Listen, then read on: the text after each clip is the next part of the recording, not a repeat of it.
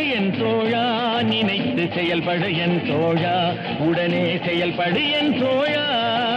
நான் ஏன் பிறந்தேன், நாட்டுக்கு நலம் என்ன புரிந்தேன் என்று நாளும் பொழுதும் வாழும் வரையில் நினைத்திடு என் தோழா, நினைத்து செயல்படு. நாடு இந்த நாடு எங்களுக்கு என்ன செய்து? நாடு என்ன செய்தது நமக்கு என கேள்விகள் கேட்பது எதற்கு? நீ என்ன செய்தாய் அதற்கு என நினைத்தால் நன்மை உனக்கு. நாடு என்ன செய்தது நமக்கு என கேள்விகள் கேட்பது எதற்கு? நீ என்ன செய்தாய் அதற்கு என நினைத்தால் நன்மை உனக்கு.